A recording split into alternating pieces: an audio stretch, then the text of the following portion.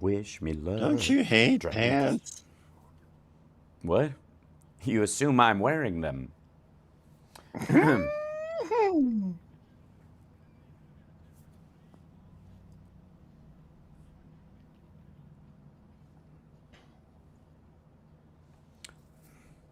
Intro is playing right now, but it's not going out over the interwebs because I don't want feedback.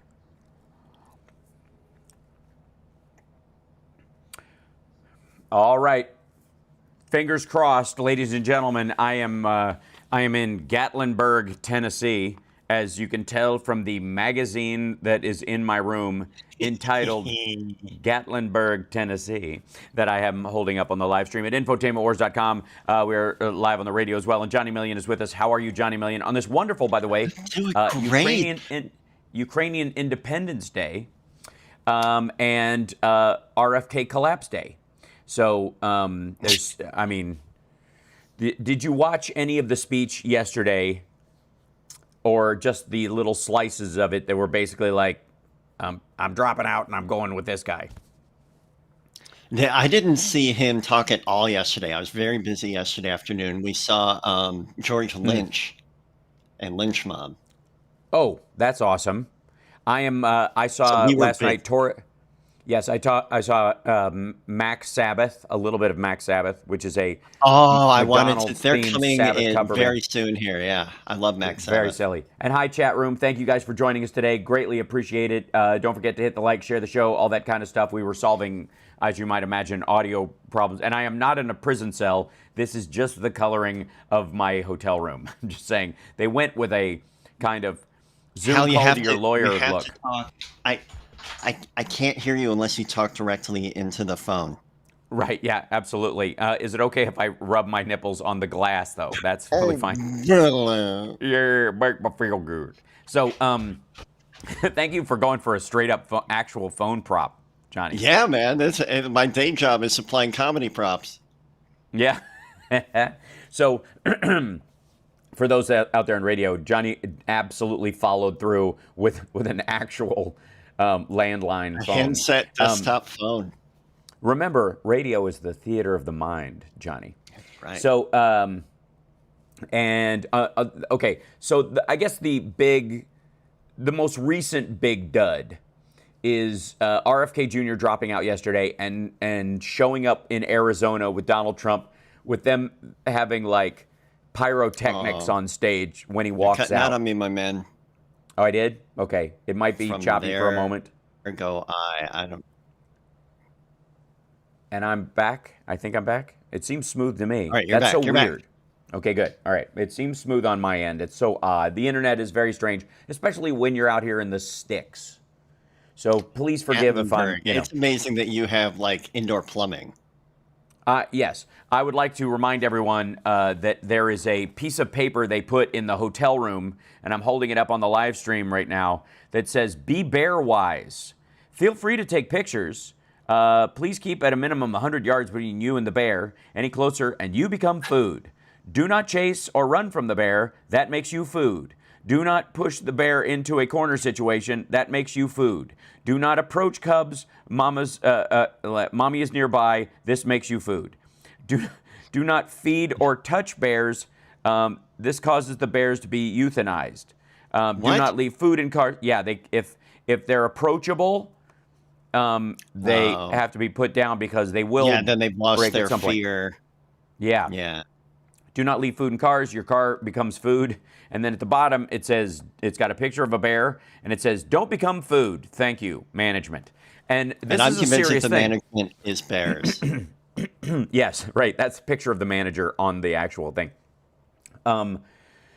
Last year, 2 years ago, when we were here at the Monsters on the Mountain Rock Fest performing, Nerd Halen performing tonight, very exciting. But our drummer Jeff's wife was here, and she thought the bear was adorable, and she started walking towards it, trying to get a really good picture of it. And everyone on every balcony was screaming their heads off. That's awesome. I gotta no. Yeah, right. So crazy. Now, you have seen I'm sure. The I don't know. I don't even know if it was if you could really call it a campaign, the RFK Jr. campaign. It's been more of No, like just a PR effort, a you know. performance art Yes, it's venture. borderline Yeah, Andy Kaufman. Yeah, yeah. yeah. So over the last little bit, like, and I don't know what my favorite part is. It's almost like we have to do a post-mortem on it. But I think my favorite moment, I mean, everybody's going to go with the bear, and certainly being here, I'm I'm primed, as they're saying these days, to go for that. But I have to go with the weird New York fundraiser where he's sitting around with a bunch of rich people at a restaurant and he just decides to talk, chit chat, be the guy. Mhm. And what topic does he drop on? Well, that China and the U.S. are making race-specific biological weapons. So the United States is, according to him, creating anti-black people and anti-Chinese people and He's anti-whatever. so off his rocker. Oh, and the Chinese are doing it too, and that there was a coordination between us and them, and that's why, according to him, and reports, he does this thing where he like outsources blame. I'm just repeating what I've heard. Well, then you're a part of it Oh yeah. because you're how other people are hearing it. That's how it works. That's how all this works. I don't like if I make a mistake about what I heard, I don't go they were wrong or they lied to me. It was still my mistake for repeating it without checking it out. I've done so many hours of live streaming in the last few years. There have been a couple of times where I got stuff wrong, and that's not the fault of what I read. That's me. That's my fault. Right. But what Trump tends to do is guy came very highly respected. This person came very highly respected, which means if he sucks, it's not my fault. Somebody else recommended this douchebag, and I was busy because I had golf to do. So he goes, according to reports, Ashkenazi Jews and Chinese people are less susceptible to COVID, Uh-oh. and that it was designed to kill. Did I drop again? Am I choppy again? Did I get choppy again? You'll let me know when I stop being choppy again. Johnny could tell me when I'm. Keep talking, Johnny. It's all you, baby. You're back. You're back. I don't think that they can Okay, hear good. me when you freeze because I'm going through you. That sounds painful. I know. Right. Well, yeah. So I'm being attacked by the Russians. It's the deep state. I'm just going to blame them. I'm being what is it? Shadow banned. I'm vocally being shadow banned. So apologies, guys, if that's the way it is. But again, I am out in the middle of nowhere, and the money on rural broadband has yet to be spent out here. It's going to be. It's definitely happening, but not yet. So that said, what I was saying was, in all the years that I've been doing my live stream, I've said things that are wrong, and it's not because what I read was wrong. It's because I repeated it. I'm responsible for mistakes I make, right? But Trump and RFK Jr. tend to do this outsourcing thing, and he was saying that COVID was tailor-made to kill white people and black people and avoid Ashkenazi Jews and Chinese people. Weird. Like dropping it like this. Oh, that's kind of, it's kind of hinky, don't you think? And all the while painting this picture that Jews coordinated with the Chinese to create a white people and black people killing biobomb. And I think that's got to be my favorite. I mean, obviously, the moment you make Roseanne stare at you like you're crazy is pretty spectacular as well. Oh yeah. Yeah, but that one I think gets to the heart of who the guy is, with all of his insistence, and this is a very odd thing. So when he announces, well, we got to take a break. When we come back from the break, I'd like to talk about the most curious aspect of his announcement about the backstory, because he's told this story twice. He told it when he when he turned his campaign, when he put it on pause, because he just said he's suspending it because he thinks Trump's going to kick before the election and it's going to be him and J.D. Vance, or he's going to join J.D. Vance. You know, they're going to kick J.D. Vance and he's going to be the Really? dude or Do you think he something. thinks that? That's crazy. Yes. He, on some level, he thinks that he's got a shot and that's how he's going to do it. That said, there was another detail of it that really stood out to me that I got to bring up. It's tinfoil hat time. That's all I'm going to tell you, kids. It's tinfoil hat time. We'll be back right after this. And by the way, happy Ukrainian Independence Day, folks, to everyone, especially Vladimir Putin. We'll be back.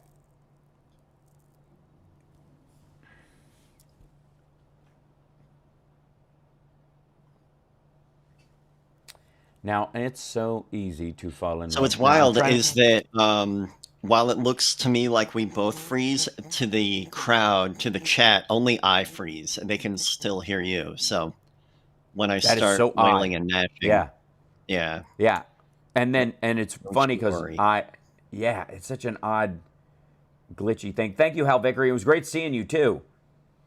And Berkeley, thank you, Kamala Harris for the people. LFG, let's effing go. Susan sent a vibe super sticker. Thank you, Susan. Aw. Yeah. My throat is very tired and I have a lot of singing to do. I got a very leathery. I can imagine why. Yeah. I need to go get a tea after the show today. But I've got to go run. I'm running straight to a photo shoot. So I'm wearing my Nerd Halo stuff, sans tie, right up till the end of the show. And then I got to book over to a meet and greet photo shoot with people. A meet and greet photo shoot? So you have to go be people? Yeah. Oof. I got to talk for an hour, which is great for your singing voice. My throat is literally hot right now. Just. Yeah, it is. Thank you. Who are you telling? Chicago. Stop. Mars Venus Moon is playing tonight in Chicago, but not until 8 o'clock. So I've got way more downtime than you. Awesome. Well, I do have to buy a black T-shirt that does not enhance my moobs. Don't they have those? Don't they sell those on Instagram? Aren't there ads for anti-moob? They do, and sadly, I am absolutely targeted in those ads on a daily basis. Hey, you look fat, dad bod guy. Why don't you try this shirt on? Don't worry about it. I get them too, and I'm fine. So I have no worries. All right. So we're back, so here's the weirdest part of the whole JFK thing. RFK. So according to RFK, I'm getting ahead of myself. According to RFK Jr.,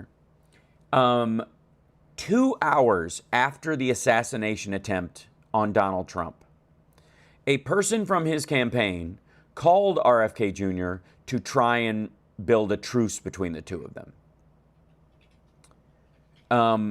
Now, considering that RFK Jr.'s father and uncle were assassinated, and in the case of his uncle, there was definitely some, one would believe some international hanky-panky, to borrow a term from Donald Trump, around it. At least that's the suspicion, either through Cuba or Russia or somebody or whatever, supporting Oswald and all that kind of stuff. With all the talk about that, whether it's true or not, the mythology, you have to understand, in Trump world, whatever Alex Jones says is reality. So, you know what I mean? Like, all of these conspiracy theories are common sense to them, okay? So 2 hours after that assassination attempt, suddenly Trump wants to get on the phone with RFK Jr. and work something out. And the one thing they bond on immediately is stopping support for Ukraine, right as Ukraine is, especially right now, making major headway. And the talking points in him turning off his putting his campaign on pause yesterday, he spent more, he rambled at the end about chronic disease and stuff, because that ended up being the talking point he's going to be using to try and seem palatable to people. But the thing he went off on the most vociferously was that the United States did a coup on Ukraine in 2014 and installed their own people. And, sorry, are we choppy again? Did it get choppy? I'm always checking. I'm just nervous about it, Johnny. I think so. A little bit. It was a little choppy. You have to say something or it makes me nervous because I can't hear you then. Okay, good. All right, thank you. Like, what, yeah. Oh, I'm sorry. They're saying that I'm the only one that mutes when it gets choppy, so I think they can keep hearing you. Okay, great. Well, he went through, RFK Jr. went through a litany of all of the Jimmy Dore talking points on Ukraine, all the Scott Ritter talking points on Ukraine, all the BS Tanky points, every single one of them. The U.S. Did a coup and installed their own puppet government, that they, we picked their leaders, it was anti-democratic. We moved NATO troops in, or were talking about incorporating Ukraine into NATO, which we absolutely weren't. So Russia had to invade, and I think RFK Jr. said he believed Putin had other options, but his reaction was predictable because of what we were doing. This was the U.S.'s fault, is what he was saying, what's happening in Ukraine. And that this is, and again, look, anybody who remains on the sidelines in a war of aggression is on the side of the aggressor. You are siding with the attacker if you don't help. It's as simple as that. If you believe both sides should go to their neutral corners because one side maybe had it coming and the other one attacked them or whatever, then that's a position you can take where you're not physically involved in the altercation. But if you see someone attacking someone on the street and you don't do anything, even if it's just call the police. If you're physically able, you can help. If you're not physically able, you can call for help. You are on the side of the attacker at that point. That's how it works. And RFK Jr. In his statement yesterday said in no unequivocal terms that with no equivalence, that he is on the side of Russia, and that it is the single biggest agreement that he and Donald Trump have. Because the idea that Donald Trump's biggest issue is chronic disease, you're kidding me, right? Have you seen how the man eats? You think his big thing is ending processed food? Donald Trump wants a McDonald's installed, a for pay McDonald's installed in every high school in the country. Let's be honest. He and his people believe that market decisions are how you make these kind of decisions. For what people want is what people should get. And kids love McDonald's, so we should just put them in schools and have the parents pay McDonald's to feed their kids. Wow. So the idea that the two of them bond over chronic disease and vaccines is absurd. So yesterday, Shanahan, the woman that is bankrolling RFK Jr.'s entire campaign and is his running mate, and that's how she became his running mate, because she gave him $10 million for his campaign and then started feeding more money into it as they needed it. She said that the only way they could join up with Trump or support him is if he denounces Operation Warp Speed, the vaccine program that he put in place. That is the only thing that would make them do it. She was speaking in plural, unless her pronouns are they them, which is a possibility, but I sincerely doubt it, considering how anti-quote unquote woke these folks are, right? But she said unless he denounces Operation Warp Speed, like apologizes for it, it's a non-starter. Well, apparently RFK Jr. did not get that message, because a couple of hours after he made his speech, he was on stage with Trump and a bunch of pyrotechnics, basically pledging his loyalty. Now, does this mean that his voters go to Trump? No. Welcome to Nikki Haley round 2. No. Nikki Haley threw her weight. Yeah, Nikki Haley threw her weight behind Trump you'll recall, just about 6 weeks ago, 2 months ago, something like that. Yeah. And statistically, did her voters go with her? Nope. If you weren't with Trump, you weren't with Trump for a reason. Right. And the idea that it was just kind of like a flippant reason is the most embarrassing idea that they're presenting, because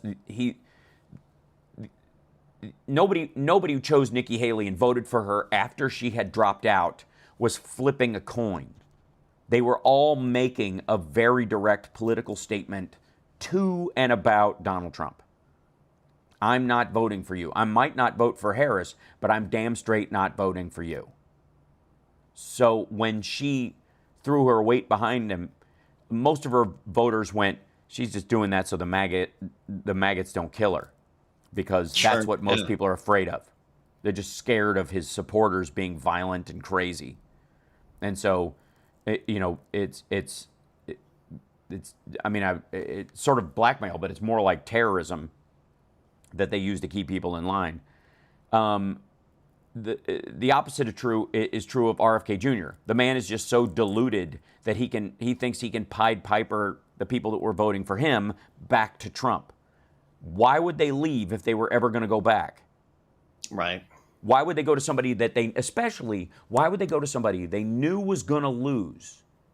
Because he had no shot, none. Why would you go to him and come back? Now, there's one slice of voters that very well may have been RFK Jr. voters, at least on paper, and go to Trump. And that is people who were pretending to be Democrats and pretending to support him, who, now that he's supporting Trump, just go back to Trump. Because the idea was they were helping him become a spoiler. They were always going to go back. Those people were always going to vote for Trump.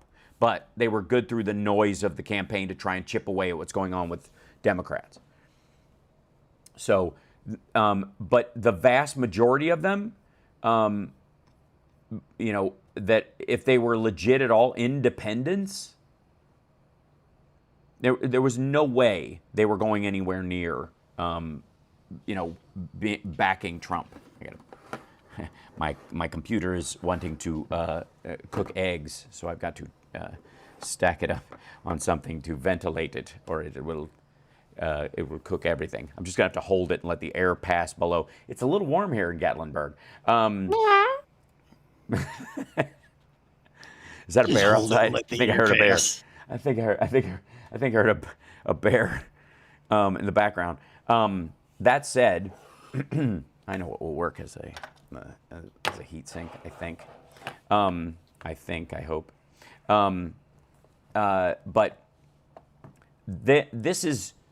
I know that the Trump crowd is like pretending to be excited about this. And I know there's one person, we got to take a break. When we come back, there's one person in Trump world who is not crazy about the RFK Jr., not somebody who's on the periphery, not Lincoln Project or whatever, who's not a fan of RFK Jr. in specifically.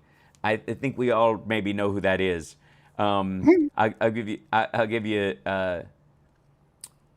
I'll tell you after the break. Just save it for that, because it's pretty clear. We'll be back.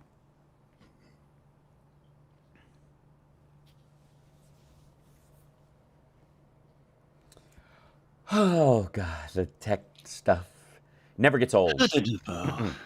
Nope. Hold on one second. You can still hear me because my microphone is attached to me because I'm using the.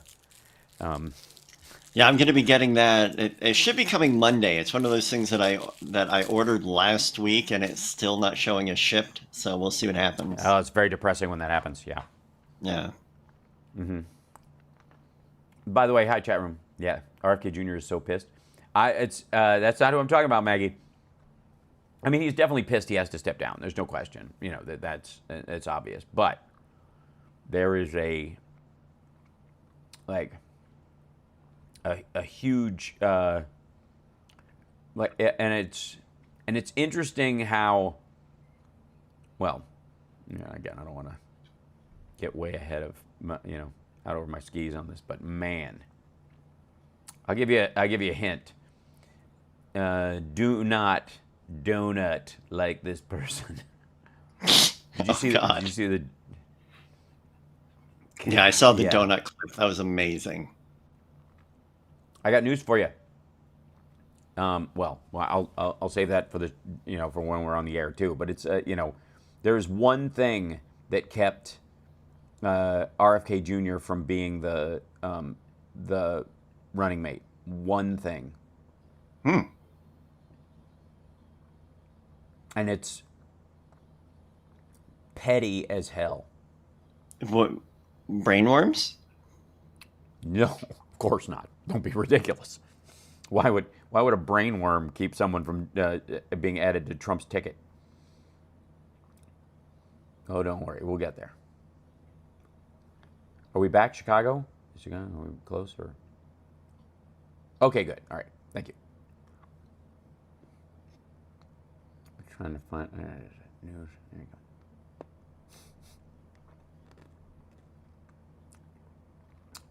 Fauci has West Nile virus. He's recovering though. That's bad. Mm-hmm.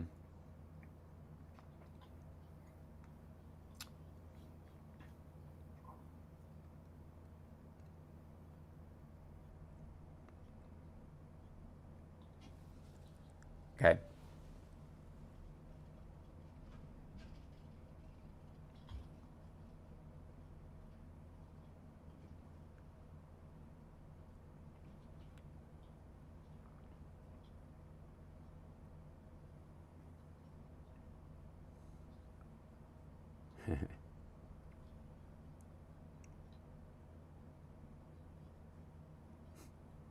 TSA has classified peanut butter as a liquid.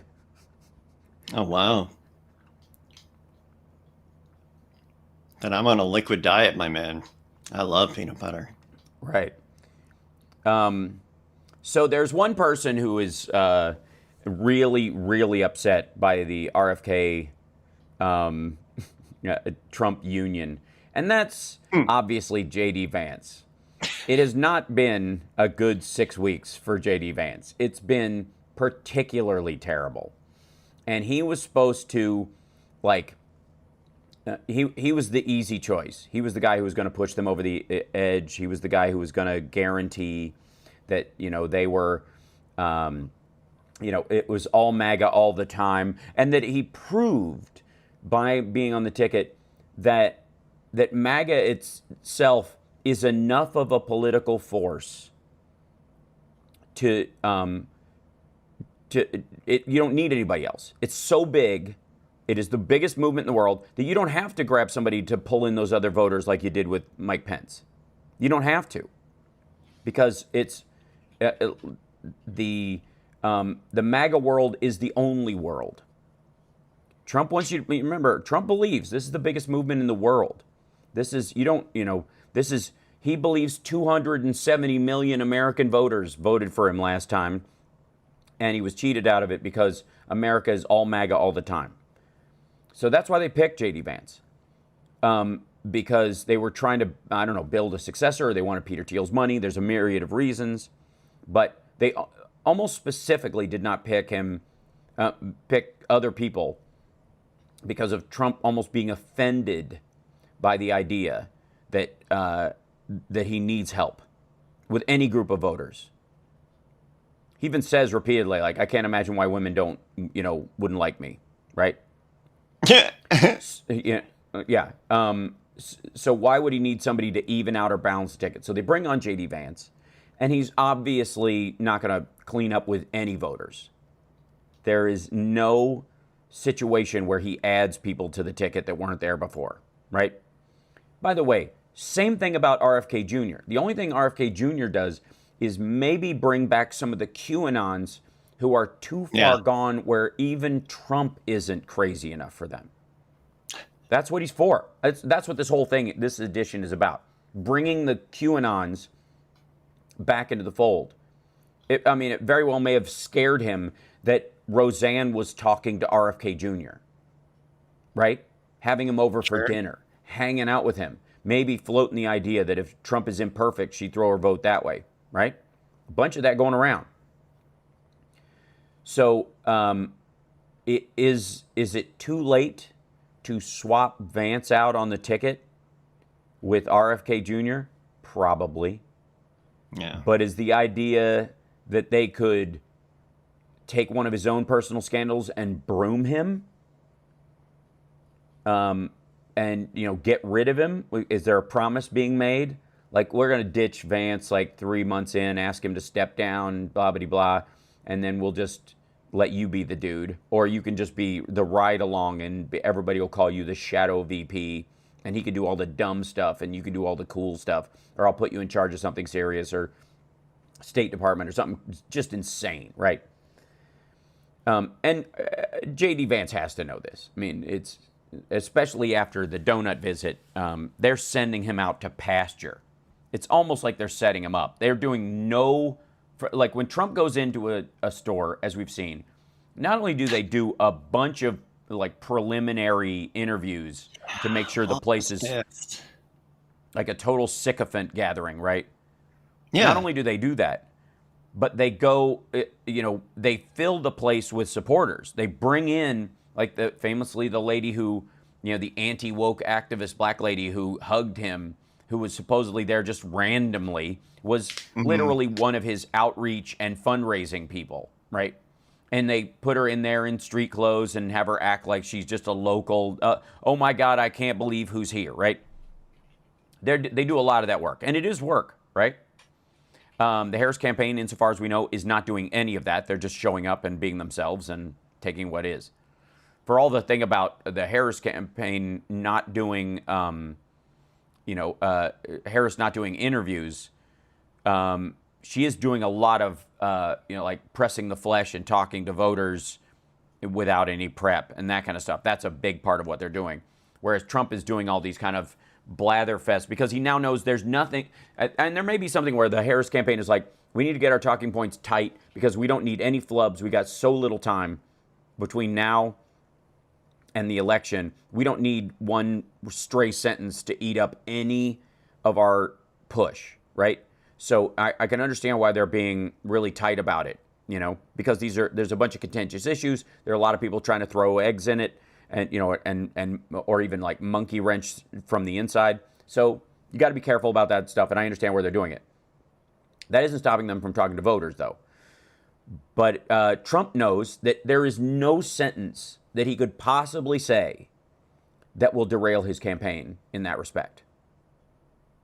I mean, think of all the stuff that this dude has said, and know that that's why he does press conferences all the time, because he literally can say just about.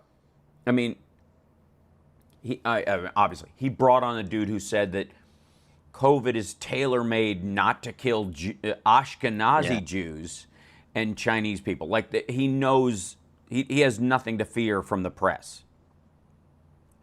But one may only, need only look at the cover of the New York Times or any of the articles they've been reading or they've been writing about Kamala Harris, and know that privilege is not available to Kamala Harris at all. That they want to be the ones that make this a horse race again, because it looks like she's running away with it, and they want to hamstring her and make it dramatic, because that sells newspapers, and that becomes you become the person that got her, and then you can claim I'm just being fair, right? So she's got, they've got to be very careful in a very short campaign period to really run a tight ship. Trump doesn't have to. He doesn't have to care at all, because nobody's going to call him on this stuff twice, because it's become so tiresome. Half of his lies are so old. It's kind of like whenever there's a school shooting and we all try to raise awareness about it or change the conversation or bring up, normal gun laws, and they're like, it's too soon to become political, and you kind of want to go, hey, politicizing this. Right. Well, tell you what, I'm not, just pretend I'm politicizing the one that happened 5 weeks ago, or 6 weeks ago. Right, yeah. Or 3 months ago, or 2 years ago. Yeah, the one that happened yesterday is not the one we're talking about. Yeah, no, I'm not. What do you think? Why would you think I'd be talking about that? You think I'm short on school shootings to talk about for reasons why we should have sensible gun regulations? Right. Same thing is, kind of inversely true about Trump. Like, if he tells a lie freshly, and it's been debunked a bunch of times, they'll just claim that the debunking of the first time he told it was a lie, and therefore you're just stacking on top of a lie. You're the liar, not him. It's crazy. So that said, I don't believe RFK is going to be installed, as it were. But I do think we're in a situation where the illusion of a ride along is being created. Yeah, the magic is the world of illusion. That's right. So. We will see over the next little bit if they try to cozy that up, or if RFK Jr. starts getting too much attention and Trump specifically distances himself because he can't not be the top of the ticket ever, even when it's even just in conversation, right? So. I guess the idea is that Trump's going to make RFK Jr. the head of the CDC. He's going to replace Fauci with RFK Jr. That will be the talking point. Yeah. Cool. Mm-hmm. A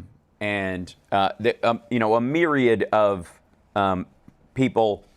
I'll give you an example of how Trump world is dealing with this. Do you remember Chanel Leon, the long-haired girl, I believe she's South Asian. They never really say, but she's on like RSBN or OAN. She was on OAN, One America, only a-hole news or whatever. Orange. It used to be Orange a-hole news is what we called it.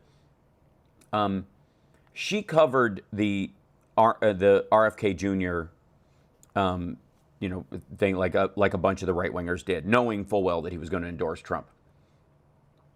And understand this about RFK Jr. At least what Trump has said lately about politicians. Whatever Kamala Harris said before, she's going to do again. If she's changed her mind, it's still politicians always go with what they started with. Okay, well, RFK Jr. is for all electric cars, unrestricted abortion, like a myriad of issues that right-wingers are totally against. And never mind the Trump, like, whatever you started with, that's what you're going to be for. He's just blowing that off entirely right now because the guy likes me and I like him, so that's all that matters, right? Here's her quote about RFK Jr.'s speech, which was, by the way, a rambly bunch of crap. I listened to the whole thing during my drive through the mountains. Oh, I'm sorry. Heart-wrenching in its authenticity, shocking in its candor, profound in its spirit. Listen to RFK Jr.'s speech in full, and she plays the clip on it or whatever from wherever source she got it from. Shocking in its heart-wrenching in its authenticity, profound in its spirit. I don't know, excusatory against his the rise in measles everywhere he seems to go. The most pro-polio speech I've ever heard. The human embodiment. He is whooping cough in a suit, ladies and gentlemen. But again, this is. It does not matter who you are, what you're about, what you have done in your life. If you come around and endorse Trump for any reason, all is forgiven. Your sins are behind you. You are now rise and be healed by the healing waters of Mount Circus Peanut. No, all right, deep in your put that heart. in my back pocket then. Mm-hmm. Yeah, I'm saving up. The nice thing is it's never too late, apparently. Yeah, I can be cleansed. Yeah, you can always be cleansed in the river RFK or whatever. So we got to take a break. We'll be back right after this. Also, Philip Bittner's going to be joining us at the top of the hour. It is Ukrainian Independence Day. I have seen him walking around in a Vyshyvanka. taking pictures in front of big monuments and stuff. So he is ambulatory after getting hit by a car, and he's fine. Still a little sore, still a bit stiff, but doing well. So we'll be back right after this.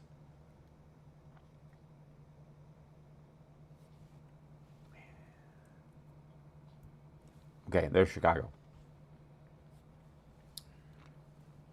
There's Chicago. And it's so funny because we had whatever the audio loop thing, whatever the audio issue was in the, I mean, it must be just internet because it was smooth. Yeah, probably. Yep.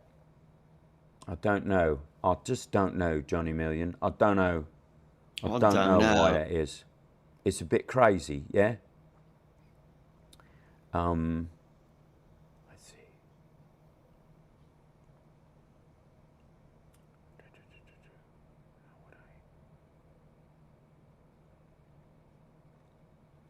Maybe.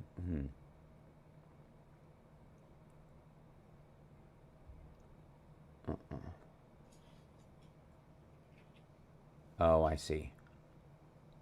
Grumble. Grumble, grumble. Thank you. 30 seconds, Johnny. 30 seconds! It's so funny. On the other thing, sometimes you have to relate to me what they're saying. And, yeah, it's so wild. Yeah. Here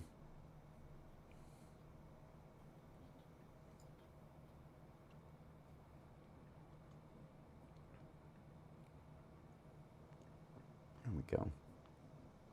There's a thing on a personal note. There's a thing on X right now, on shit right now. Well, we'll talk about it during the other break. So obviously, all is not well in Trump world. The Romanian government has seized all of the of Andrew Tate and Tristan Tate's cars. All 32 of their multi-$100,000 cars have been seized by the Romanian government. And I have to say, like, the hero worship around that dude is exemplary of the direction of MAGA these days. Absolutely. It's, beyond just kind of like the incel, like, there's been a carryover from what would be the pickup artist wave of the early 2000s, late 90s, right? The Game and all that kind of stuff. Those guys ended up being, right, and ended up, following sort of, hopping on this misogyny train and ending up alone at a depot in the middle of nowhere, and suddenly became the incel movement because, strangely enough, women don't want to be insulted all the time. And it's not a great way to meet someone and have a relationship. And it leaves you alone and bitter. And those guys walked right into the open arms of the Don Jr. faction of Trump world, right? And Andrew Tate was one of their heroes, a man who sex trafficked minors in Romania, forced them to do webcam work, didn't like feed or pay them. There were as part of the case against them, there were leaked messages between Tristan, the brother, and Andrew Tate, where one of the girls couldn't work because she had a massive infection, and she. Here, this is the exchange. I'll see if it's readable in this regard. Okay. They had a girl, basically pointing out that the girls have no value to them. This is Tristan. I don't pay until next payday. I tell her it was too little for a few days to get paid. This guy, Nathan Georgiana, I'm not working at all tomorrow. She's super sick. She went to the hospital because the antibiotics are not working. Tristan, I hope she dies! ! Georgiana, I don't because I want money. Tristan Tate, haha, yes, that's right. We need it to work well. This guy is a hero to the Charlie Kirks of the world. This guy is a hero to all the dudes at Turning Points USA. Seriously, one of the worst ever. Yeah.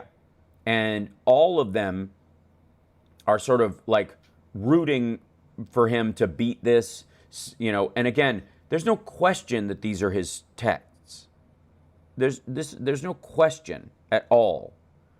And yet they still hang with him. So is it any wonder that the sort of tepid misogyny of Donald Trump, by comparison, what he verbalizes, is tepid by comparison, and the extreme misogyny of the policies he puts forward. This idea that women want to have a baby just to kill it. That is a belief that Donald Trump has.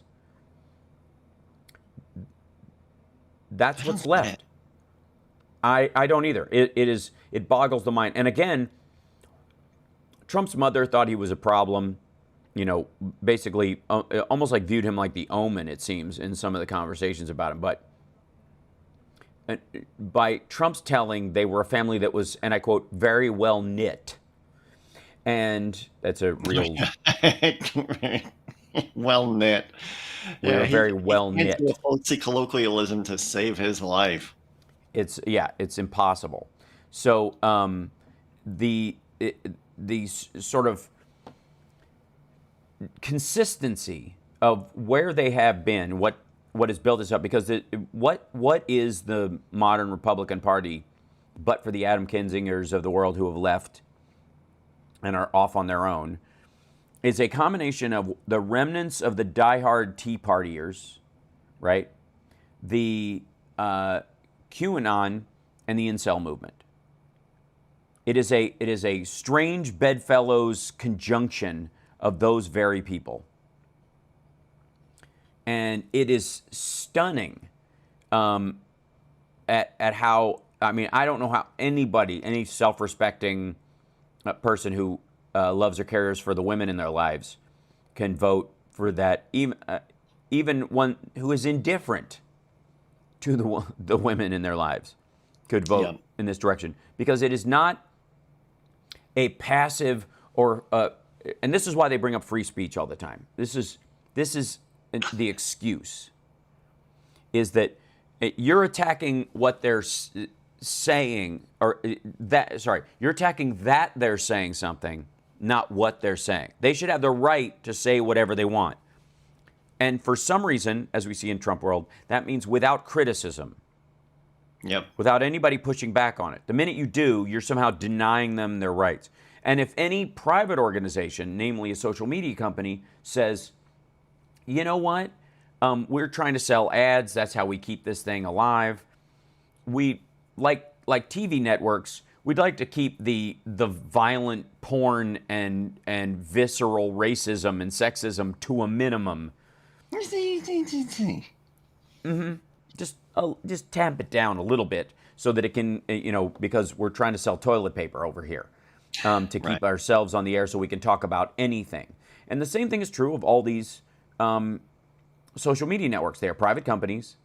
And then if you need an example of why they act that way, why Facebook has the rules it has, why Instagram has the rules it has, why any of the other ones do, why YouTube is that way, for example, look at the ad rev on Twitter since Elon Musk took it over and said, fill your boots, do what you want. Say what, this might as well be Stormfront. Nazis can post Nazi symbols, I don't care. It's all about the public square, free speech all the time. Cool. And then he wants to sue advertisers for not wanting to put their ads right next to swastikas and like forced pornography by the Tate brothers. Because the Tate brothers advertise their captive victims on X, on Twitter. God.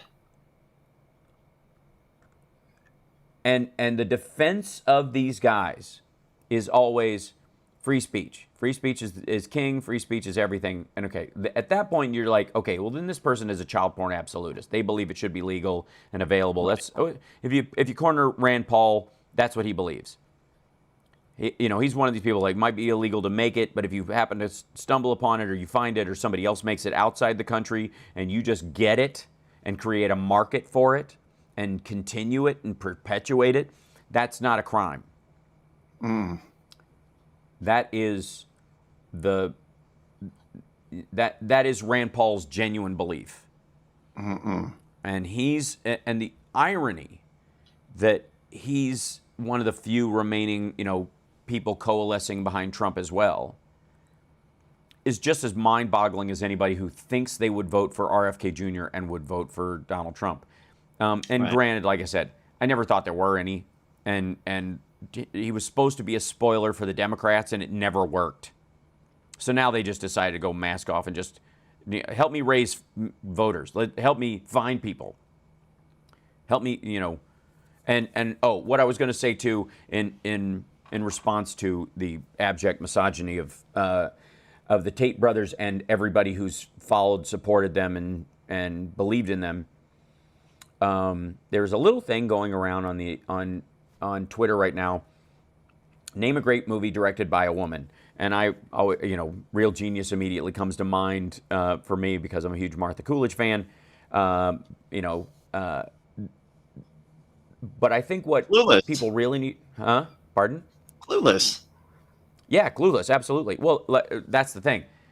What I think people are going to recognize is that there are a lot of women directors. There always have been. They do a lot of great work. And the very people that decry that there aren't enough female directors don't go see their movies. Right. I don't expect the Trumpies to go see a director's work because they're a woman to make sure that they get a fair shot against other people or whatever. I expect folks on our side to go see movies that are just movies and allow women directors to do more than like female-centric only POV movies. So it appears as if that's what the only thing they're capable of. That's ridiculous. Men never had to have that standard. Women shouldn't either. It's absurd. And a lot of my favorite movies are directed by women. And Hurt Locker. Yeah, Hurt Locker's amazing. So exactly, like it's not even hard to start. It starts filling up. What I'm hoping is that list makes people recognize, oh wow, it isn't so much that audiences aren't even going to see their movies, because they absolutely are. It's just that most people don't recognize these directors when they do work, not when they don't. Right. So maybe just check out who's directing a movie or a TV show, or and go, oh, all right, yeah, there's actually a lot of great women directors out there, and some stinkers, and it's okay, because that's how it is for men. So I'm just putting that out there that I wouldn't say go find a movie that was directed by a woman that surprises you. Go look at one of the movies that you really like and realize it was directed by a woman, and let that surprise you. We'll be back right after this. It's the House Parks Radio program, Mega Worldwide, now with 100% more. Johnny Million. That's me. Mm-hmm.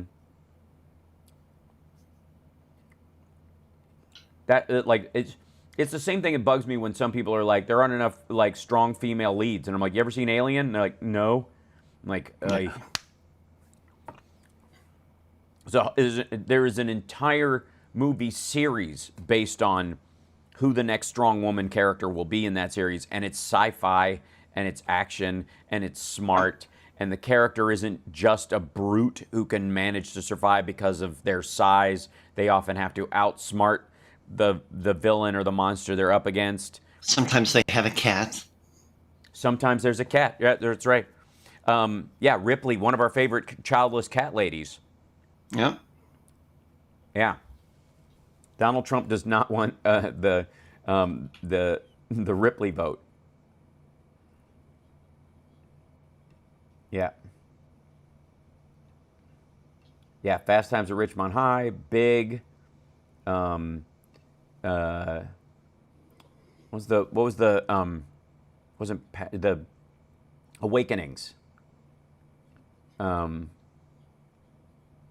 Yeah, Point Break, The Piano, Prince of Tides, League of Their Own. Jesus, like, come on.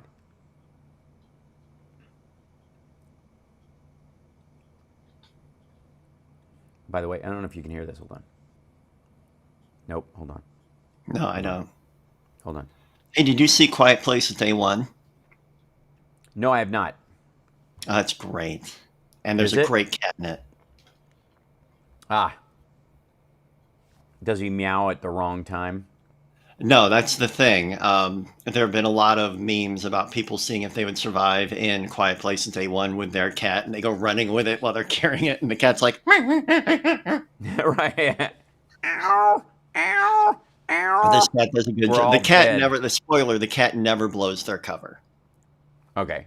Well, I would also say that it's not eating everything. It's not destroying everything that makes a noise. So if you have a meowy cat, they'd be a great distraction, I guess.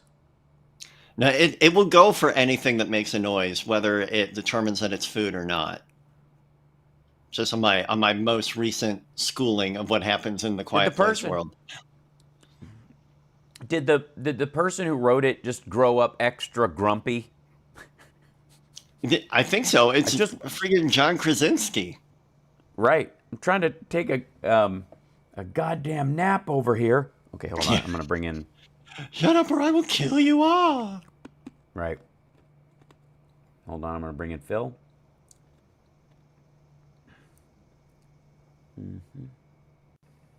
There we go.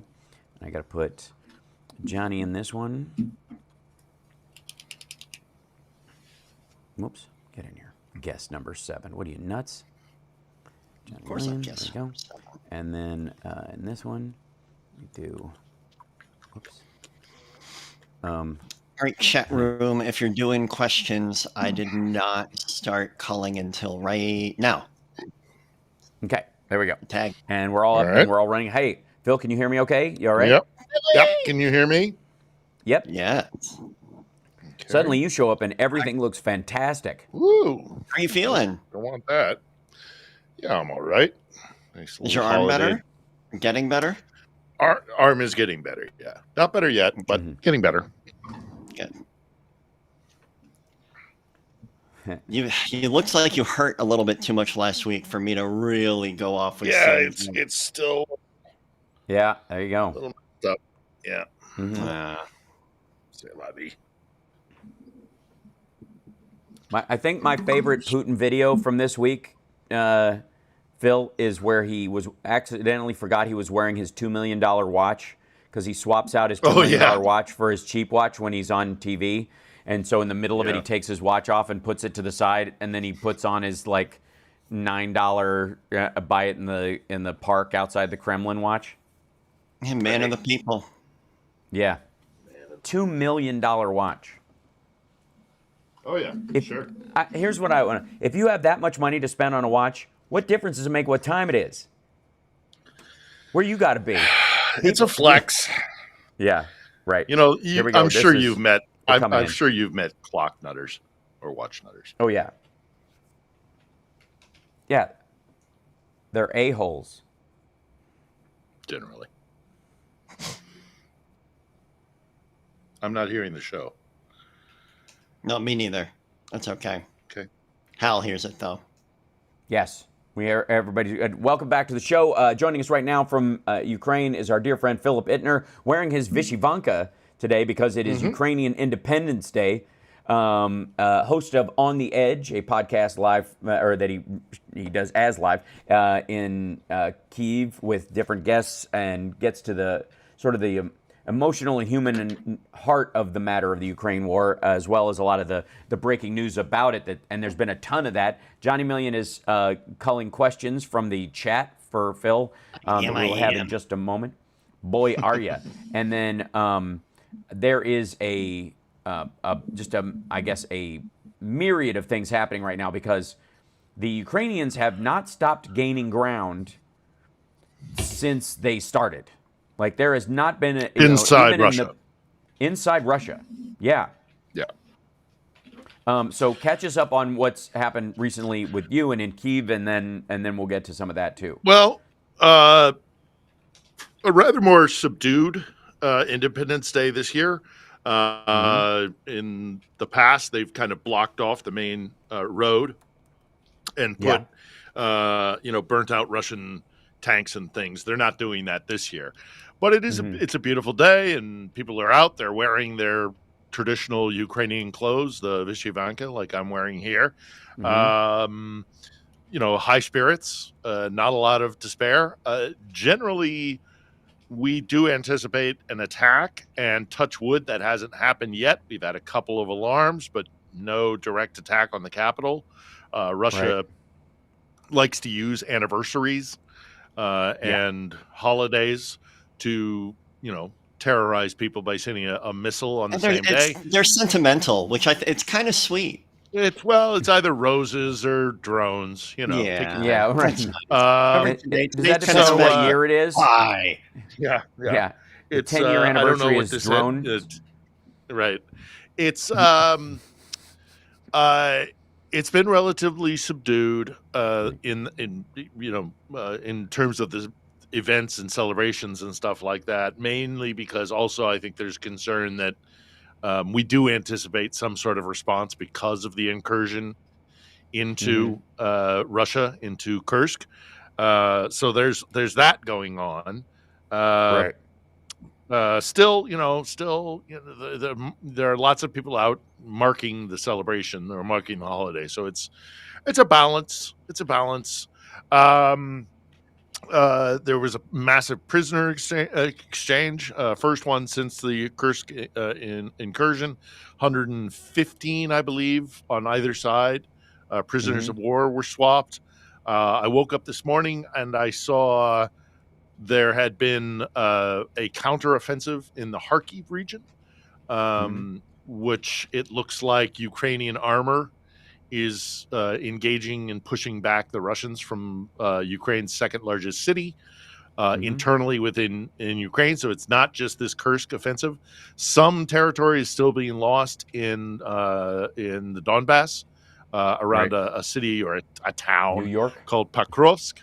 New York and Pokrovsk. Yeah, these are all kind of in the same region. And what else? I mean, there's always so much going on, but those I think are the big things that happened today. I thought. There's a prison. There are rumors of a prison being overtaken. Yeah. And perhaps in Russia. You mean the penal colony in Russia? Yeah. Okay. So that was IC-19 or K-19, depending on how you see it written, in a bunch of things. I've seen two versions of it. 4 ISIS-related prisoners supposedly broke free, killed 3 guards on the spot. Stabbed, and they got knives somehow, stabbed 3 guards to death, and slit another one's throat. While they were making demands for $15 million in U.S. dollars and a helicopter to get out of there. That started a riot in the rest of the prison, which is no reports on whether it's stabilized or whether they just got the guards out and gassed the place, like we'll ever know. But they apparently snipers killed the 4 ISIS guys, and at this point probably 2 other guards. But that was kind of an amazing break in the last 3 days too. Is that the Russians had a prison riot, and it was like, I don't know, a few miles south of Moscow. It wasn't like it was in the middle of nowhere. I think we're talking about 2 different instances then, because what I'm talking about is the potential that Ukraine may actually seize a prison camp of some sort, whether or not it's POWs or whether or not it's Russian prisoners that they might be able or people who refuse to fight, persuade to join them, or refuse to fight, or what have you. So there's a prison apparently, or some sort of incarceration facility that potentially Ukrainian forces might be able to seize. It's really hard getting information out of Kursk right now because the operational security is still enormous by the Ukrainians. And of course, the Russians don't want to talk about it at all. Right. The Russians, want to pretend it isn't even happening. But Mm-hmm. the Ukrainians are also limiting information flow because obviously they're conducting combat operations, so they're controlling the information flow as well. So it's been pretty difficult to get a large amount of information. They've taken journalists into Kursk, the Ukrainians have, Right. but obviously on very, very controlled, excursions into Russia. So, like we have seen, I believe it was the Kyiv Independent had a journalist there within the last 24 hours or so, talking to Russian citizens who could not leave Kursk for one reason or the other. So they're trapped in Suja, I believe it was, this city they've taken, and they were look, they were clearly not maltreated. It doesn't seem the journalists who were there showing images that they had not been abused. The Ukrainians say they're feeding them and housing them.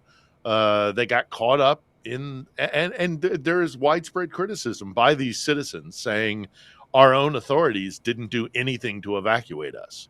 Right. And we couldn't go and we couldn't leave. We don't have the means to leave. Either they didn't have the money or they don't have a car or access to a car or, the same old thing with evacuations all around the conflict zone is, some who are just stubborn and don't want to leave because they don't want to leave their home. So they talk to these guys and, obviously there are Ukrainian soldiers milling about as well. So they're going to be, even if they're not being intimidated, they're still not going. They're not going to go stand in front of a camera and start bad mouthing the Ukrainians right in front of them. But at the same time, they clearly had not been abused. They clearly had not been maltreated. So, and again, I mean, some of the criticisms that they were talking to these journalists were that our own government let us down. They didn't get us out of here. We're caught in the middle. Now that might be also them kind of trying to garner sympathies from Ukrainians or whatever. I mean, these things are always tricky. But I think there's some validity to their anger at Moscow because this is a mess. This is an absolute mess. Well, and also in Kursk, Moscow. Kursk, the Ukrainians seized control of or raided a woman's prison in Kursk as well. That Russian troops had retreated into and were using as a fortress essentially. They on top of all this. So that might be the rumors that I was hearing earlier in the day about some sort of penal colony. Yeah, well, the penal colony specifically that I was talking about was literally just a riot that broke out because they're short-staffed, and that was south of Moscow. Yeah, I missed that one, but again, so much is going on. So one of the big quotes, and I'm sure we'll talk more about this after the break. And of course, we're going to take questions from our chat room. Johnny Million's gathering those right now. But one of the quotes that everybody's, they take a lot of half quotes or pieces of them, and they try to fearmonger about it. And this is something I don't doubt I will see coming out of RFK Jr.'s mouth very soon. Was Zelensky warns Ukraine will soon be able to attack, quote, any part of Russia. Was the headline from the Telegraph, and it's in a bunch of stuff. But there was a very distinct aspect of that quote that I think contextually removing is in and of itself a massive lie and unethical, and that is, our enemy will know that sooner or later a Ukrainian response will reach any point in the Russian Federation that is a source of danger to the life of our state or our people. That is very different from basically saying at some point we're going to be able to bomb anywhere in Russia we want to. Our enemy will know sooner or later a Ukrainian response will reach any point in the Russian Federation that is a source of danger for our life and our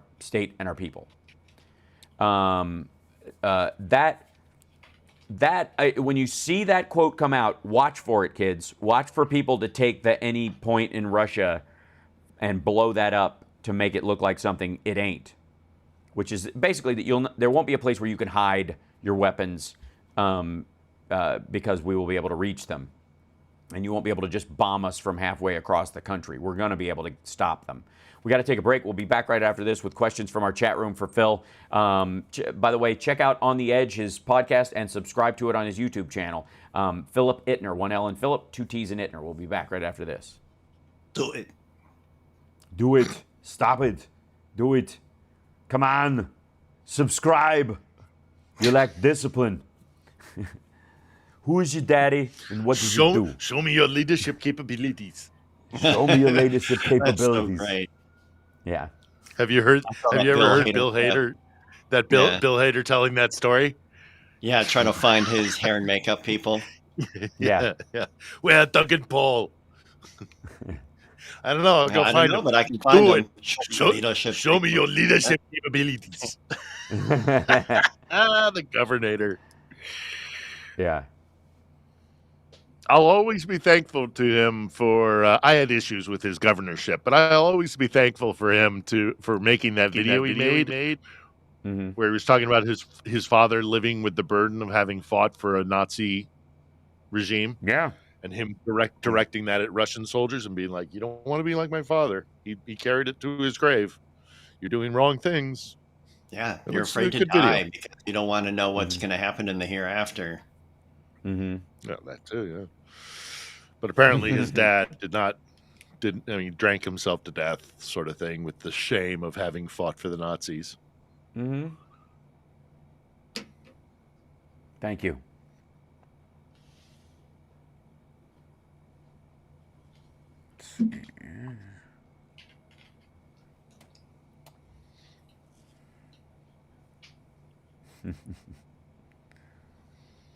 Johnny Million, I don't know if you've seen my "This is Filth" post for today.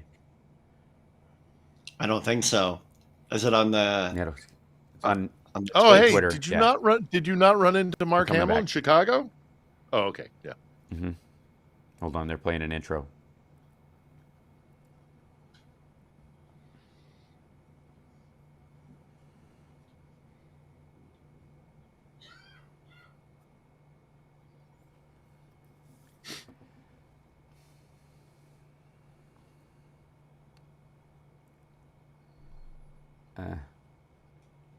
That's right. You were just asking me, did I not run into Mark Hamill? Oh, indeed I did. It was a lovely thing or whatever. But I got to say, backstage at the Chicago Sexy Liberal was like it was like the Cliff Notes of the DNC. Everybody but the candidate and her running mate were like filtering through our crowd. It was nuts. Like every time you turned around, you're like, I know that person, I know that person, I know that person. And they were doing the same thing with me. It was great. It was very crazy. That's cool. Johnny was there, so he knows. It was just, there was so much. It was lovely. It was just lovely. Now, that said, let's grab our questions. Okay. So I've got my first question here. Got to scroll up from Burrito Bowl. Does the Indian Prime Minister's visit to Kyiv mean India supports Ukraine, or is he there to get Ukraine to negotiate with Russia? I think probably a little bit of both. I mean, his statement said that he would work toward peace between Ukraine and Russia. So, but what that means, I don't know.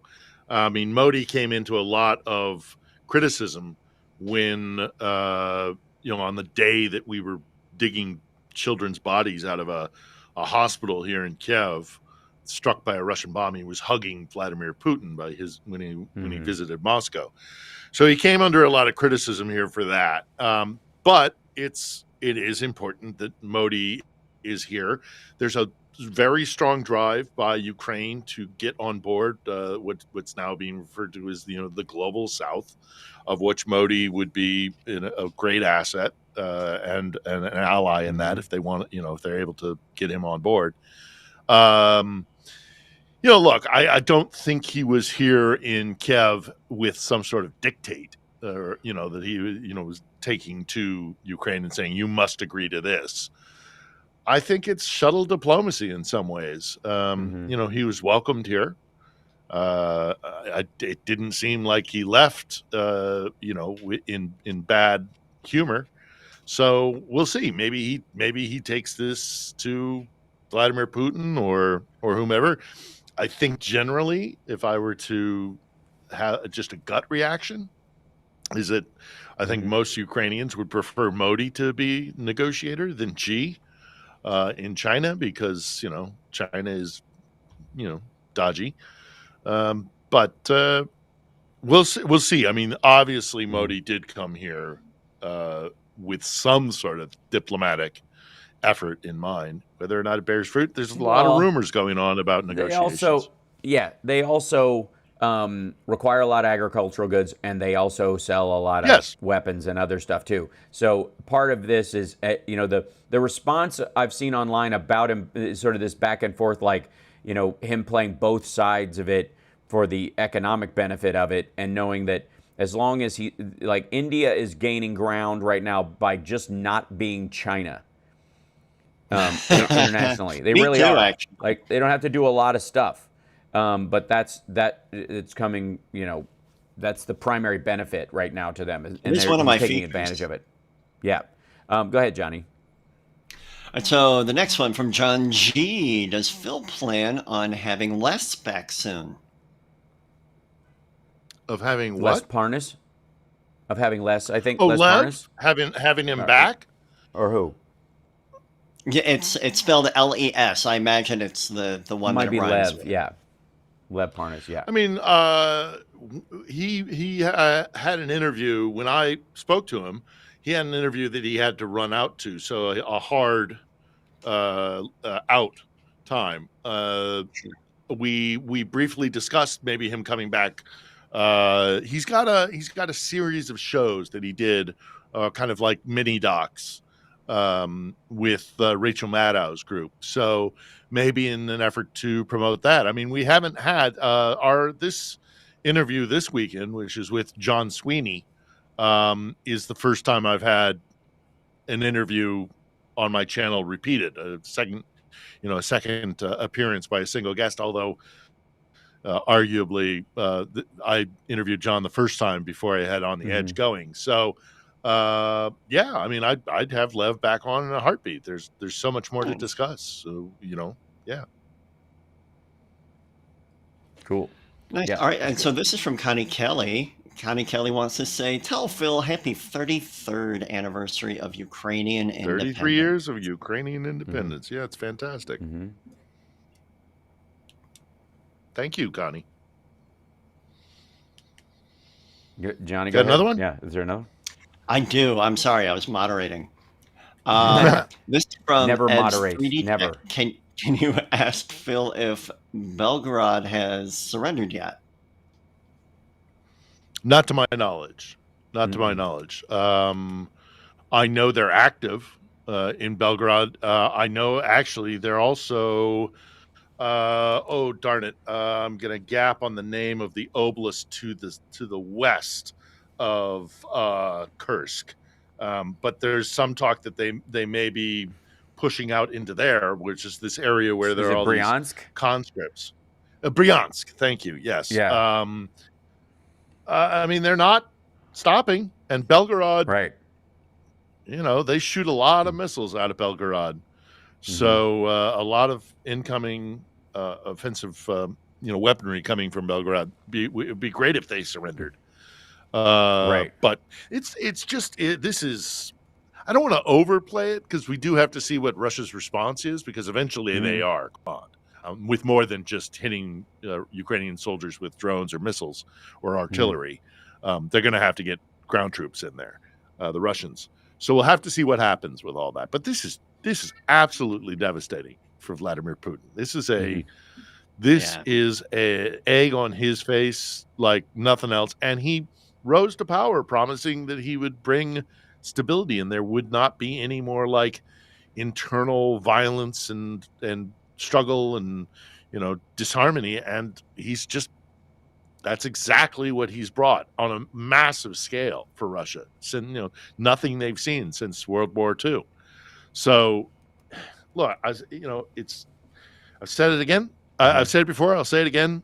The man is living on borrowed time. We are going to see a post-Putin Russia at some point, and it's not that long in the future because he does not survive this. This is devastating to him. I mean, and by that I mean the entire war effort. His decision to go into Ukraine has just been awful for Vladimir Putin. So he's not going to survive this. No. Yeah, it's getting weirder and weirder on top of just being more dangerous for him.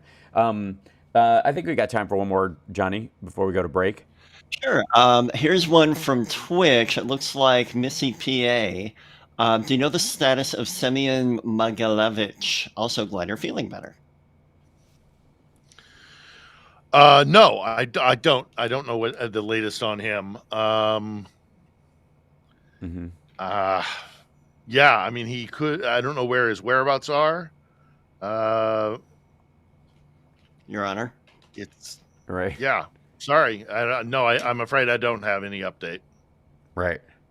There has been I guess, it's as the war goes on, there's things get murkier and murkier in some areas. It's just fascinating that there's some things that there's tons of news and a flood of it, and you're parsing what's real and what's not, and then there's some stuff that just goes kind of dark for a little while. Yeah. I will say I would like to get your reaction to, I don't know if you saw RFK Jr.'s stepping down yesterday, his speech, but he went through the litany of the talking points we talked to, that the U.S. ignored or undermined Minsk, that we staged a coup, that we installed the government, that it's not a democracy, that Russia really wants peace, that this is all because of NATO aggression and expansion, like all of it. There was not a single tanky talking point that he didn't hit. Yeah. It was brutal. And he is very verbal, very vocal, very visible American political figure. It's disgraceful. Right. It's just no, man. I had heard about that. I didn't watch his speech. I of course knew that he had, come out and thrown his lot in with Trump. But he said this crazy stuff in the past, and it's just out of sheer and utter ignorance. Right. This war was going to happen with or without America's involvement, participation, support, what have you. This is imperial Russia regaining its ancestral empire. That's all it is. And this is Ukraine on of all days, Independence Day, to say this. This is also Ukraine maintaining their liberty. That's all it is. He's dead wrong. He's just dead wrong. And it's scary. Another reason why we need to defeat Trump, and I mean Vance's statements on Ukraine has been ridiculous as well, and now with Kennedy throwing his lot in, it just has to be pushed back against. Right. It's all Kremlin. It's all Kremlin talking points. This is not. I interviewed a guy. How much time we got before break here? I interviewed a guy this week. I was thinking I might put it on the edge. It's enough. I tried to have a civil conversation with a Tanky, with a Vatnik from online, and I reached out to him. I said, "Look, you're spreading a lot of misinformation. Let's have a healthy debate." And it just descended into, crazy conspiracy theories about just the worst, most disgusting lies. Biolabs and adrenochrome ethnic cleansing and of minority groups in Ukraine. And this is a civil war because the Ukrainians aren't really, truly different than Russians. And it was like, oh, well, okay, this has been a waste of both of our times. And I am not going to be putting that guy's misinformation out on it. So it's just that one goes in the circular filing cabinet. But Kennedy's the same thing. It's all misinformation from the Russians. Yeah, it's very clear what's happening here. Right. Yeah, it's very clear what's happening here if you really want to know. Let's take a break. We'll be back right after this. It's the House Parks Radio program, Mega Worldwide.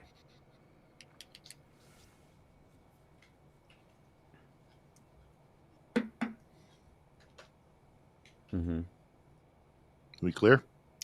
Yep. All right, Clear. I'm So I gonna booked feed my cat. flight. Nice. I'll be in Chicago on the 19th of October.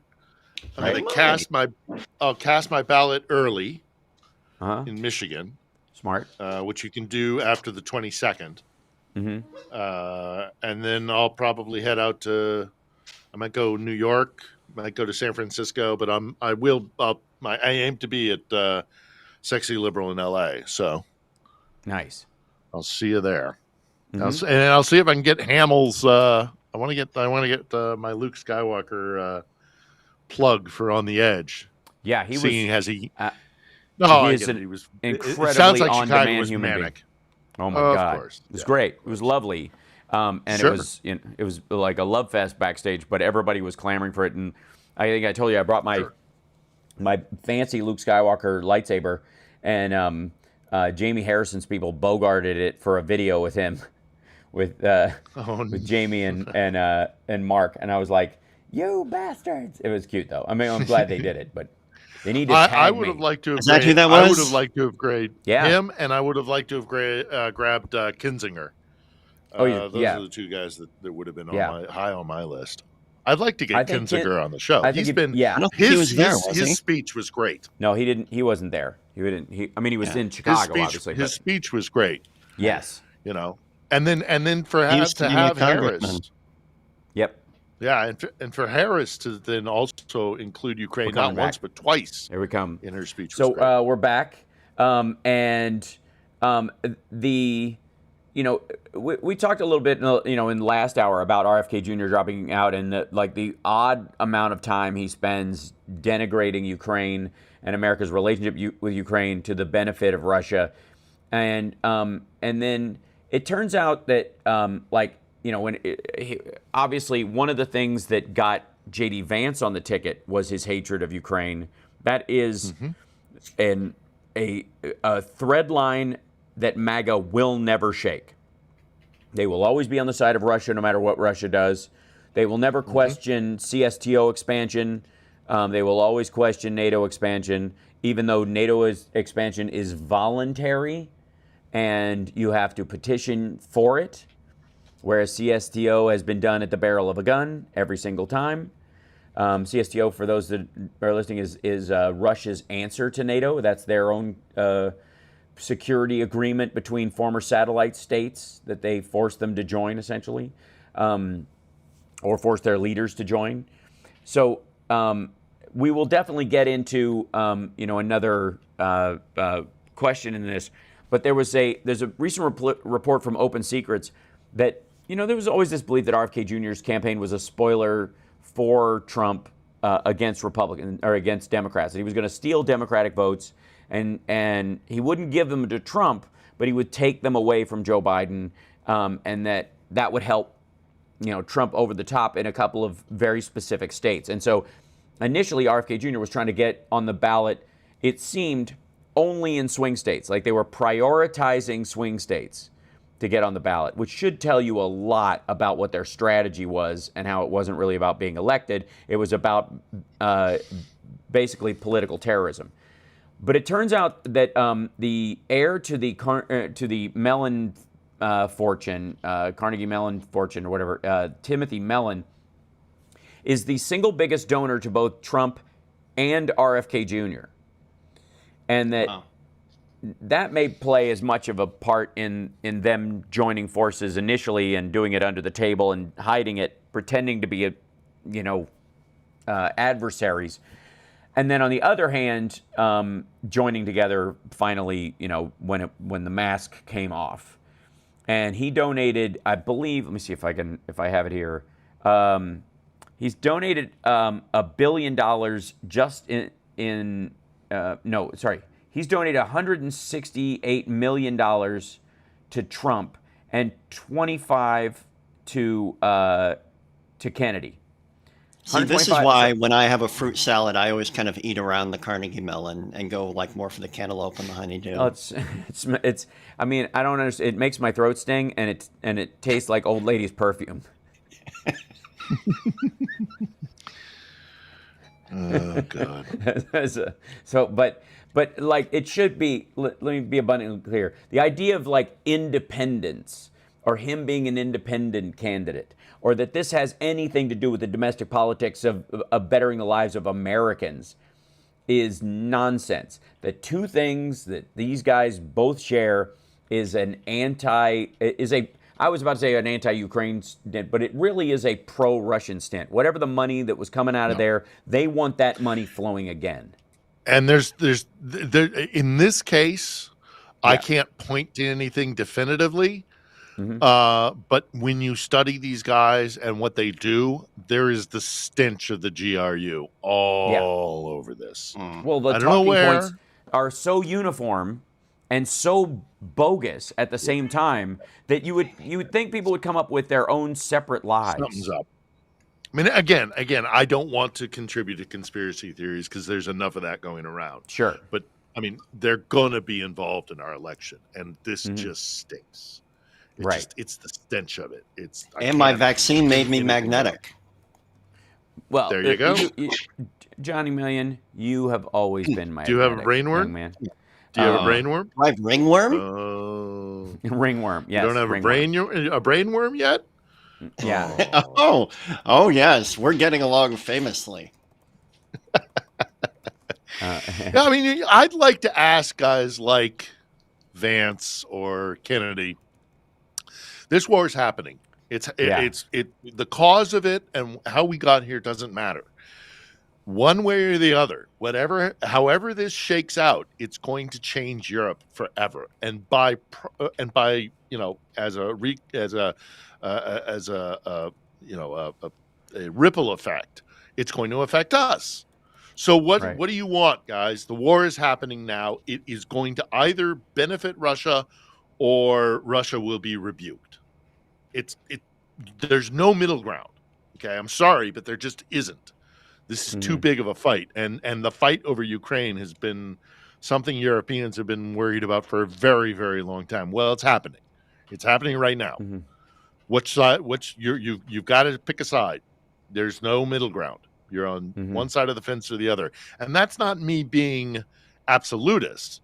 That's just the way this is happening. This plot of land. It has been. I mean, when Kennedy talks about like, oh, Minsk was a false way to just buy time to arm the Ukrainians. Well, it's kind of half true, but it's not the full picture because what was happening during. And I remember living or coming here and visiting while Minsk was going on. Minsk was a delaying tactic because the Europeans, the Western powers, were terrified of this thing spilling out. They were desperate to put a lid on this thing. I mean, I know investigators during the Minsk process who would go out into Donbass, and the Europeans in particular would be so stringent with their reporting limitations that they would say, unless you actually see an artillery piece fire on a place in Donbass, we can't report it. Right. So they would literally be driving up to a firing position.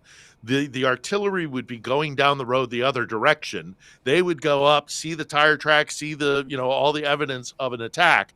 But because they had not directly seen it, the Europeans in particular were like, nope, you can't report that. Nope. Oh, hello. Here's Luke. Air raid alert. Proceed to the nearest shelter. Don't be careless. Your overconfidence is your weakness. Yeah, that's the reality. Air raid alert. Yep. Proceed to the That nearest I love you, Mark Hamill, but you plague me. Yeah. Well, bless your heart. You will always. I will always be your Padawan. But God, please stop. I'll always be your Padawan. Aw. Look, I don't. Do you need to go someplace? No, I'm okay. I'm fine. Okay, where you are. I mean, well, it is what it is. I mean, it's After a while, do people no, just get like lulled into a false sense of I security think about probably it? today, I wouldn't be terribly surprised if today people are taking this more seriously, and then as we speak, they might be going to air raid shelters. Mhm. The studio I built for On the Edge is actually in a pretty secure location. It's Gotcha. its Nice. own kind of Mhm. bunker in some ways. So Yeah. I mean, it is what it is. Look, you have to live with it, but you can't Become totally you complacent can't about it. yeah, you can't Right. You also can't you live can't in be fear. totally complacent, but you also you can't live in fear, and also this happens with such regularity that you'd always be in a bomb shelter, Mhm. so it's you kind of have to judge it on how things go. Now, if I were at home and I could go out onto my balcony, say, and I could hear if my my loose rule, my general rule is if I start to hear anti-aircraft fire, Right. Sure. which means they're firing at something above me, then I'll Right. maybe go put on my helmet and my flak jacket. Yeah. And if it gets really intense, I would go to a shelter very close to where I live. It's I, for literally one, would less than a not mind 5-minute seeing walk. your helmet and flak jacket. Mhm. I've worn it before, have I not? Yeah. He's had his helmet on before. Yeah, I've worn Maybe it before. wasn't on a Saturday that I was here. There you Mhm. go. Take a big hook. So, and also, of course, I'm in a slightly different situation because I'm also here to document things. So I would, I would also be an idiot. I would be that idiot on the balcony with a camera trying to record stuff, because that's partly the responsibility that I've taken on for myself. Most civilians probably would go running for the shelter before me, but again, it's how we live. So, and today we kind of expected. Now that is Yeah. the second or third time Luke Skywalker has told me to go run and hide, but I don't think it'll be the last. Mhm. And they do like to do it at night. They like to disrupt our sleep. So Right. it's possible that we could get something in the wee hours of the or the late hours of Independence Day. We'll see, but Mhm. yeah, it's Okay. kind of that's how we live. Right. That's how we live. So, but anyhow, I'd like to ask Kennedy or Vance or all these guys who Mhm. want us to, pull away from our involvement in Ukraine. That would be lovely if we all lived in a vacuum.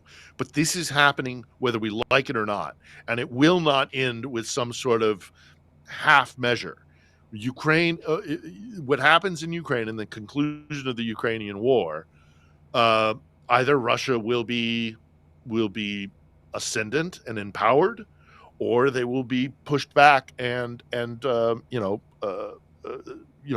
relegated back to Russia. Certainly Putin's Russia. Mhm. That's kind of where we are. It's an either or for the most part. There might be some wiggle room, but generally that's it. So what do you want to do, guys? What do you want to do? Which side of this fence do you want to be on? Do you want to placate Putin and throw Ukraine under the bus? Or do Right. you want to stand in defense of Ukraine and tell Putin that, violently annexing a neighbor because you feel like it, because you're bigger and you're more powerful, ostensibly, might make Or you right. thought you were, at least. Those are Which is the okay, irony Bobby of Kennedy. all of it, I think. The ball's in your court. Explain to me how we deal with that. Don't give me all this baloney about NATO expansion and Putin was forced into it. Well, we're past that now. We're in the middle of the war. Which side are you on, Right. buddy? Yeah, I have And if to you say, tell like, me Putin, one of Trump's I don't know running who you are. gags, one of the things he constantly brings up is this this idea that Putin saw our getting out of Afghanistan, and RFK Jr. has repeated this. He saw our getting out of Afghanistan, and this was his cue that Biden is weak, and therefore I'll do this. First of all, they were planning this before. They have a limited window when they could do it. Long Watch Peter Zion's stuff from 4 years ago when he's talking about the demographic problem in Russia and how they've got a limited time on when they could attack Ukraine, even with all the men that they have, right? Super important. But after that, that Putin saw that, and that's why he went into Ukraine. This is the, they're kind of the ignorance of that. The ignorance of that belief is staggering. It's brutal. And the weird part is that he was wrong. You can't also say that he saw what happened in Afghanistan, thought this is my shot, went into Ukraine, and if he'd have won, you could say he was right. He made this distinction, he made this decision as a military leader and realized this is my moment, and he took it and it paid off. The exact opposite is true. He saw what happened in Afghanistan, took that as his cue, and got his ass kicked. Yeah, and he has lost. I don't know why he has lost Ukraine forever. He's lost Ukraine forever. There's no going back. There's too much blood, too much pain and suffering. He has lost Ukraine, which is the cornerstone of their empire. Vladimir Lenin knew it. The Tsars knew it. The Politburo knew it. You cannot have Russian empire without Ukraine. And he has lost Ukraine forever, irrevocably. Now, what is that? What will be that Ukraine? What will that look like? I don't know yet, because it hasn't shaken out yet. But there's certainly going to be a country led by a capital called Kyiv with, in addition to that, access to the Black Sea and Odessa, because they're not getting Odessa. There's no way they're getting Odessa. Right. But he's the Russian leader that lost Ukraine. Right, and Trump is touting him as this guy, top of his game, central casting. He's strong, and you can't argue with how strong he is. When his biggest military, I would say arguably one of the biggest military blunders in the history of known warfare, which is this idea that we're going to take Kiev in 6 days, and 2.5 years later, almost 3 years later, here we are, right? This little country with its friends is kicking your butt, and it's going to lead to your fall. Is going to stack with some of the worst military blunders that have ever been called, including the Germans attacking Russia in winter. It is he literally made a very similar mistake. One of the worst, one of the worst military blunders in Russian history, if not all military history. And he basically recreated it. I've had people say to me, "This is similar to Nicholas II having lost the Russo-Japanese War." It's far worse than that. Far worse than that, because this is all the good land. We got to take a break. We'll be back right after this with our last segment. By the way, check out Johnny Million has a live stream as well. It's called It's Johnny Million on Twitch and YouTube. So it's Mars Johnny Venus Million. Moon is playing tonight in Chicago. There you go. And one of these days I'll get to see them and Convoy when they're not playing the same night I am. The only time I'm in town. We'll be back right after this.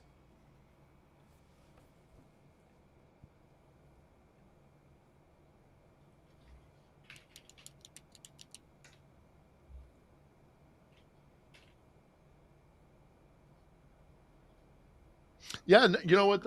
Next time you talk to Steph, if this is a bit egomaniacal of me to say, but if she wants me to participate in something during Sexy Liberal, yeah, I'm for it. I mean, I think it would probably be the DC one at this point, although I don't know what. When's DC? Right after the inauguration, 25th of January. Yeah. Well. Yeah. I mean, I would hope that Ukraine would be somewhere in people's calculation when they're going to go cast their ballot. So. It is. Yep. I mean, I know. It's just the I think Americans pro-democracy are part of it. still very pro-Ukraine. Yeah. By and and it's large. the pro-democracy aspect of it, where they're just like democracy. That too. It's part and parcel to it, right? Yeah. 100%. Happy songs playing. Yay!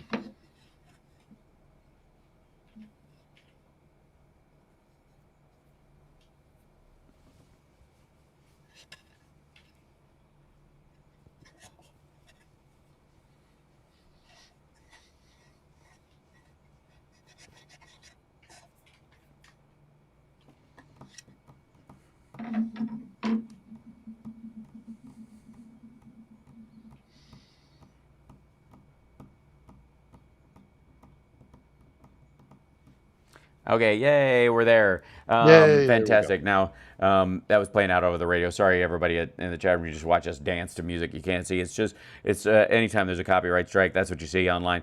Okay.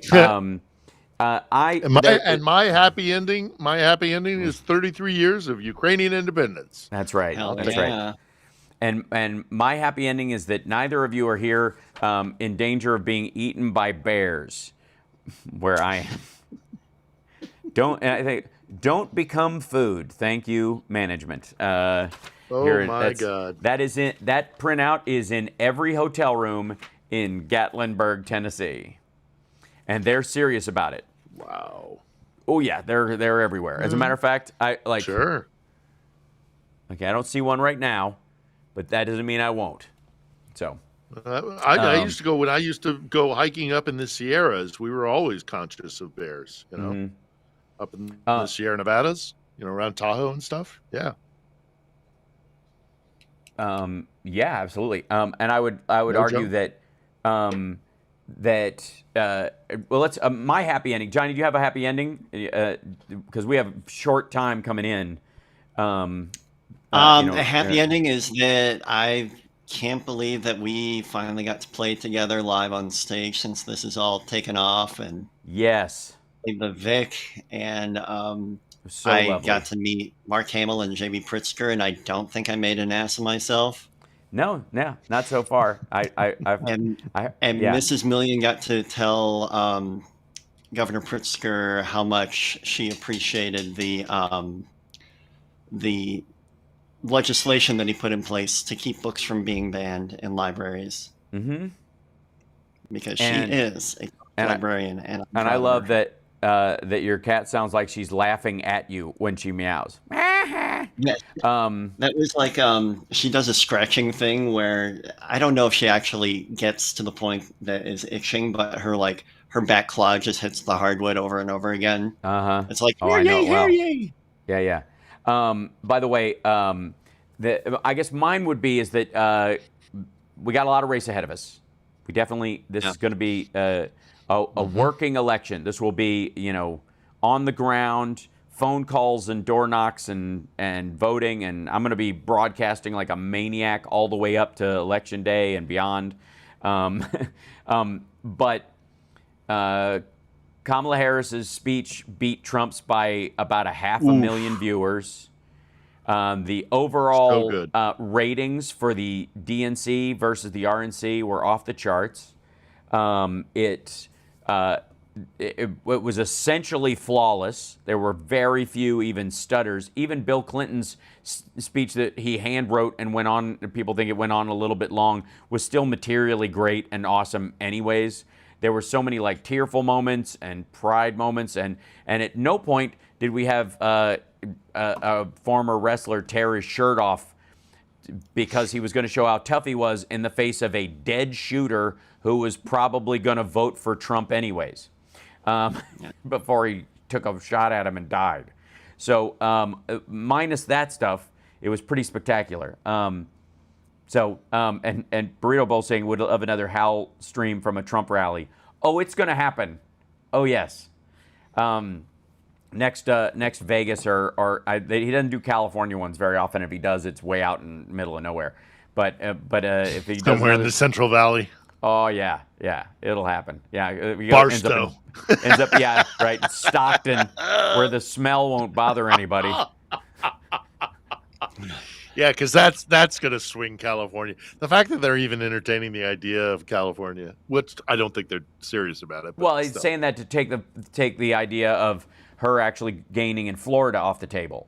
So she's been making real headway, and she's been making real headway in Florida. There's a real chance that it'll be a nail biter in Florida, which they can't even have it be a nail biter. It has to be, a sweep. And what is that? Embarrassing. 22 electoral votes. Oh yeah, for Florida. It's huge. It's huge. Yeah. And there's a very strong chance she could win it. And so what they're trying to do is draw attention away, like, oh, we're all competing for all the states. It's a way, baffle them with BS is the idea. That's why he's talking about California. There's no way. No, of course not a chance. That said, I think do we have one more question or two in there, about Johnny, 5 that I minutes want to left, get? right? Yeah. Yeah. Let's see, from the Lady Beatrice, this attack on Russia, how does it help Ukraine on a battlefield strategy standpoint? Well, there's a lot of talk about the Ukrainians wanting them to divert forces from Donbass and circle around to Kursk to try and take pressure off things there. So far, it doesn't look like the Russians have done that in any great numbers. Some numbers apparently have been taken off, notably, I think, around Kherson, which is interesting that they would choose Kherson to pull their troops out of. But as I say, they're making slow progress in Donetsk.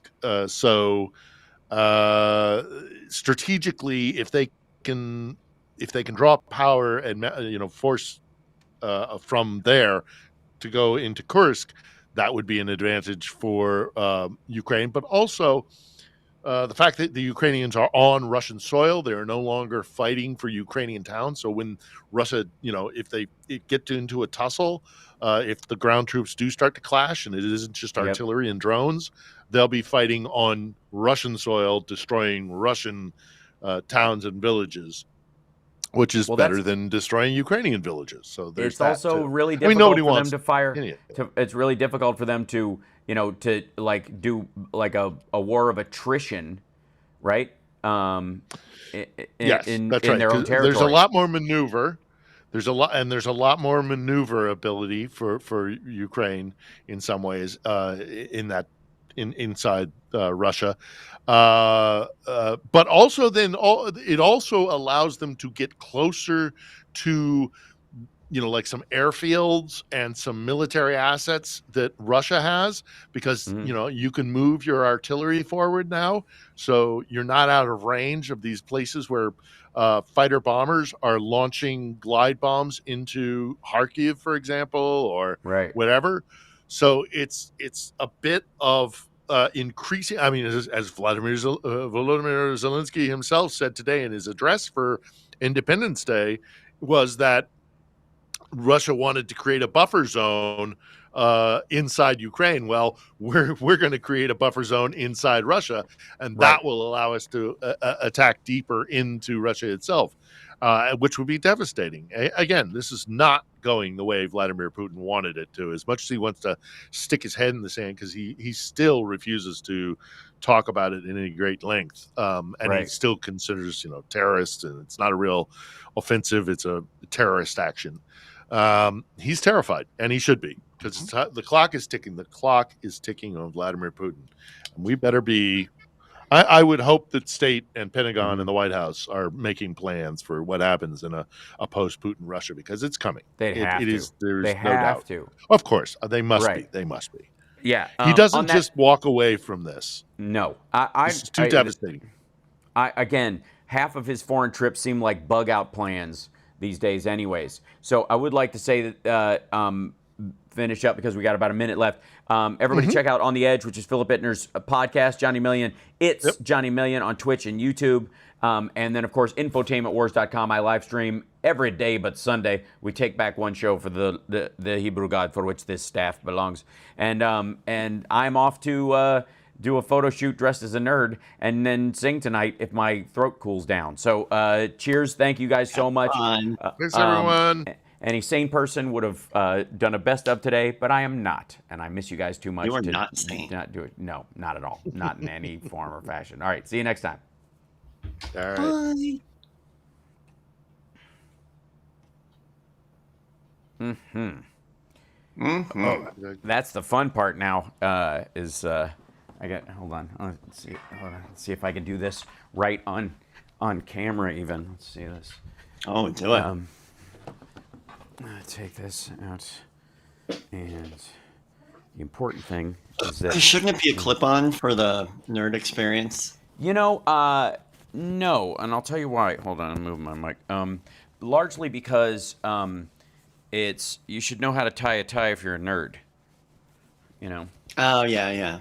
You know what I mean? I have a little clasp. And I do. So I'm a nerd. Yeah. The other thing too is that a clip-on tie can come off too easily when you're rocking around, and so it's a lot better if you tie it yourself. Then you can untie it and it becomes a bandana. Then you've got a prop with you that's got multiple uses as opposed to just a single joke. Right. Yeah, she's all So, over it. She is. I'll tie this up tighter when I get over there closer and straighten my tie out. But there's that. And then, of course, out of their special case with a Nerd Halen pick glued to it so that I can, I forget them. Aw. These are the Meta glasses.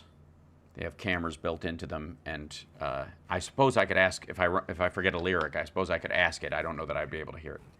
Battery's 100% though. It just told me. So there you go. And then I'll take this guy. Pardon me for fumbling with the thing while I'm doing this, and then I can just tie it to my tie. I should probably just wear a tie anytime I'm using this mic. It's perfect for it. But if you'll excuse me, I have to go do a nerd photo shoot / sound check / other stuff. All right, bye. All right. Bye, chat room. Good Thank you talking guys so much. Take care. Take care. See you later. See you Bye. on Wednesday. ya. Bye.